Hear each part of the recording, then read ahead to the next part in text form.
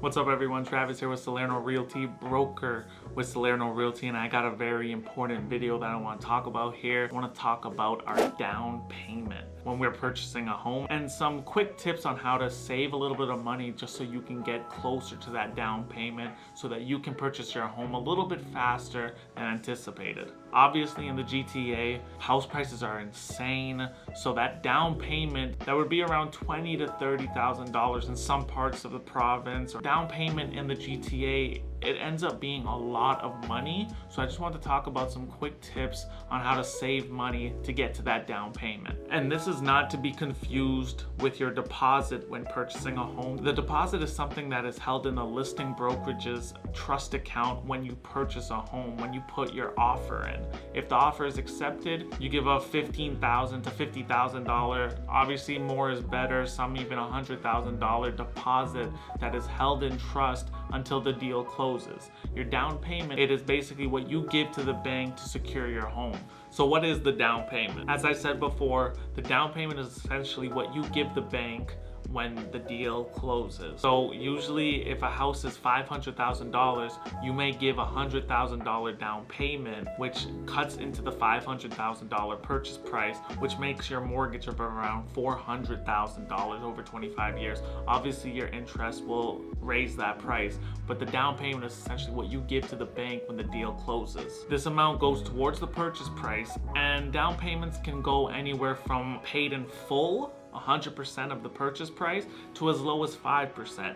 Most of the time, what we usually see in the GTA is anywhere from around 5% to 20%. That is usually the most common that I see, but I mean, it's gonna be as minimum as 5% and as high as 100% at the end of the day. And usually when we associate a down payment, if I ask about 100 people, I'm gonna get about 90 people who are gonna say that they need to have at least 20% for a down payment. And to be honest, yes, that is true that, 20% is a great number for a down payment because it makes you avoid paying the CMHC insurance rate on top of your mortgage. But there are many cases where you can purchase a home with much less than 20%, as low as 5%, as I did it for my first home. It just depends on who you're talking to in terms of mortgage agent. If you get a great mortgage agent, you can pay as low as 5% easy. Personally, I put 5% down on my first home, and I'm not gonna lie, Maria and I, we were pretty tight when it came to money because the CMHC payments raised our mortgage by a few $100s a month. So a lot of that money is going nowhere essentially. It's just an insurance because we're deemed risky. But regardless, those payments definitely hurt a bit, but I'm just happy that we were able to get into the market because immediately our 5% that we put down was gaining profit every single month. So our money wasn't just sitting in a bank, it was going towards the principal, and at the same time we were gaining profit every single month. So I'm glad that we were able to get into the market with just 5%. And I mean, looking back now, it's one of the best things that we did, and I'm very happy that we were able to do that. So now let's talk about a few tricks. Obviously, these might be kind of straightforward, but here's a few tricks that may help you to gain some. No caller ID. Like, should I answer no caller ID? I never. Hi, it's Travis. Hey, Travis, I'm from the office. Hey, how are you?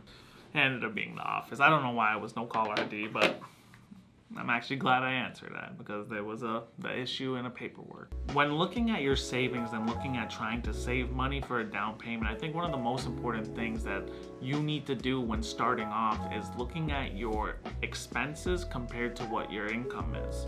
This is one of the most important things because not only will it just give you a better understanding of what your income versus expenses are, but this is basically one of the main things that the bank looks at when approving a mortgage. So it's good to get into the habit of understanding those numbers from the jump. A bank, when they receive your application, they're gonna ask for all of your expenses and then factor in the mortgage payments with those expenses. And if those numbers are higher than 44% of what your income is, it will automatically get denied. So it's really important to look at your expenses and try to keep them as low as possible, because not only will it allow you to save more money to put towards your down payment or towards anything else you want, but it'll also get you in the habit of keeping those expenses low so that the bank will feel more confident with lending you money, knowing that you're not going to have too much stuff to pay, too many obligations. Next, and obviously one of the most important things, you're going to want to make saving a priority.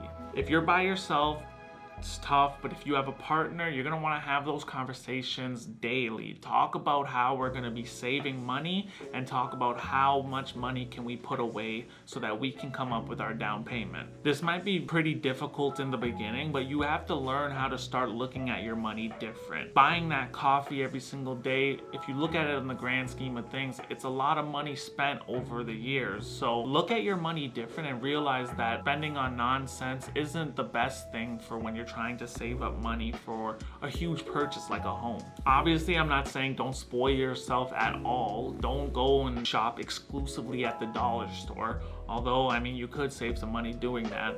But I'm just saying, look at your money and have a plan and try to stick to that plan. The next point is one of the main things that I do. And that point is that you want to automate your savings. When you get paid, try to put money into your savings immediately. The way I look at it is when I get paid, 30 to 40% of that money doesn't even exist because it goes directly into my savings. When I was saving up for my first house, once I got paid, I took the money, $800, and I put it into my savings no matter what. That was the first thing I did, and whatever money I had left, that was for expenses, that was for fun.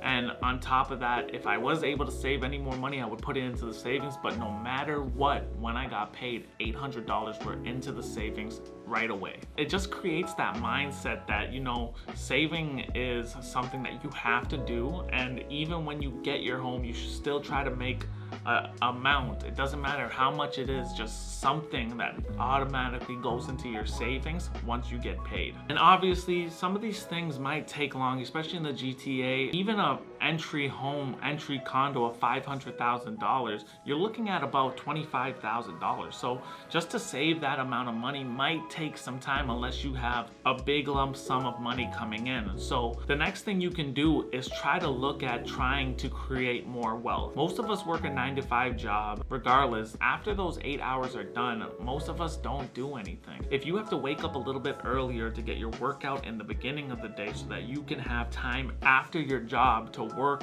on something else that creates more wealth, try to do that. We spend 8 hours working on someone else's business and then spend no time working on ourselves. So try to allocate a little bit of time after work, before work, working on something that can generate more wealth. That could be taking videos, photography, freelancing to get jobs on the side, or if you're even handy, try to fix phones. Try to look on Kijiji, Facebook Marketplace, flip items. There's so many other ways just to work on the side, have a little side hustle that can generate a few $100s on the side. So look into those options and try your best. You know, if it's taking too long, make a little bit of money on the side and either put that directly into your savings or have that cover an expense that you have that can allow you to save more money from your paycheck. And then if this is still taking long, I think this is probably even something that you should be doing regardless, but try to look to have that money that is in your savings account invested into something. That could be the stock market, or that could be something else that, you know, an opportunity arises where you have to put a few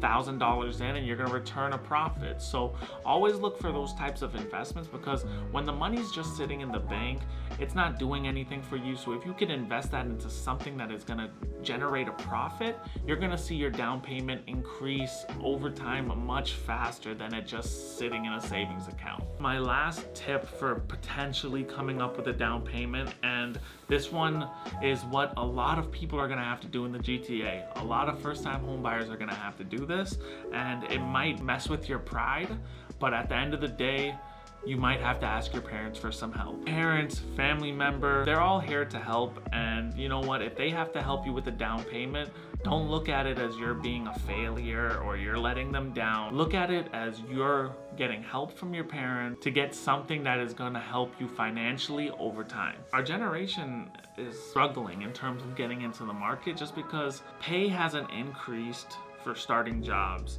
but the house prices has increased so tremendously that it's just getting to a point that it's becoming impossible for first-time home buyers to get into the market. So put your pride aside, and you may have to ask your parents for help for that down payment. Find a way, help them out around the house, help them out paying them back, pay a little bit of interest on top of it.